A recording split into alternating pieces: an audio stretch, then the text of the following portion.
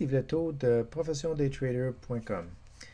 Beaucoup de gens sont estomaqués de voir l'action de Research in Motion au prix où nous en sommes maintenant. Donc en juillet, le titre est à 7 $. Et beaucoup de gens ne comprennent pas pourquoi le titre a descendu autant. RIM étant une compagnie très connue, ont des produits très utilisés. Et l'erreur de beaucoup de gens, surtout des gens qui n'ont pas de formation, donc qui n'ont pas nécessairement beaucoup de connaissances à la bourse, ils entendent parler que le titre a beaucoup descendu en valeur. Donc le titre a descendu par exemple de 10, 20, 30, 40%. Et l'erreur fondamentale de beaucoup de gens, c'est de penser, ben le titre a beaucoup descendu, il ne peut pas descendre plus, il peut juste remonter. Donc ça, c'est une première erreur. Donc les gens en général à la bourse qui transigent avec l'intuition ou des présomptions, comme je viens de mentionner, c'est une très bonne manière de faire de l'argent à la bourse. Donc Research in Motion, même si le titre a descendu beaucoup, quand on regarde au niveau des indicateurs d'analyse technique, la plupart des indicateurs étant en signal de vente. Ensuite de ça, on regarde le fondamental de cette entreprise-là. C'est pas parce que quelque chose a bien été dans le passé que ça va nécessairement continuer dans le futur. Research in Motion est un très bon exemple de ça. Donc, c'est sûr qu'il y a eu beaucoup plus de compétiteurs qui sont entrés dans le marché, là, sans les mentionner, tout le monde les connaît. Mais ça l'a affecté donc les revenus qui se sont mis à baisser. Ensuite, les profits aussi en termes, donc la profitabilité en termes de trimestre s'est mis à diminuer de manière constante. Et donc, il y avait plusieurs signes précurseurs là, qui laissaient voir qu'il y avait des choses qui se tramaient.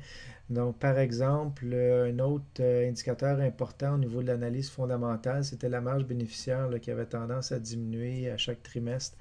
Donc, on voyait clairement là, qu'il y avait des choses qui n'allaient pas bien chez RIM.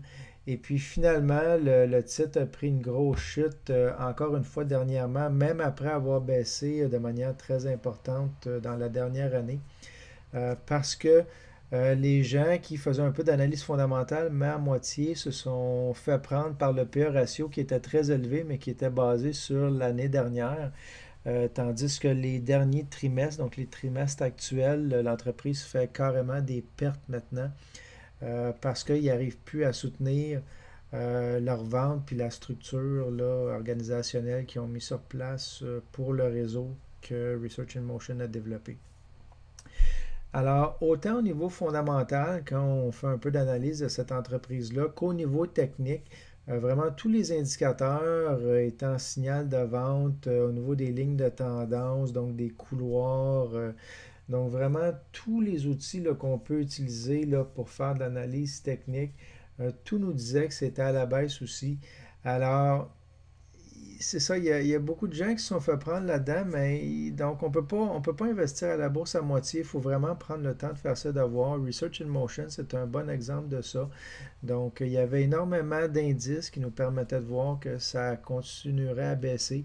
Alors, c'était plus un titre pour faire du short, donc des profits à la baisse. Puis, c'est encore le cas.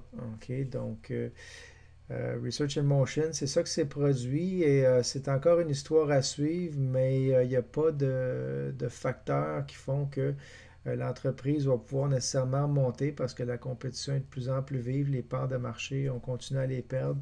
Donc, il y a le côté des brevets là, qui pourraient vendre à d'autres entreprises qui pourraient leur apporter des sommes plus importante, mais donc on parle peut-être même de vendre l'entreprise à ce moment-ci ou de la vente en morceaux là, pour les parties les plus rentables. Alors, encore une fois, c'est pas parce qu'une compagnie a beaucoup descendu que c'est nécessairement une bonne idée de l'acheter.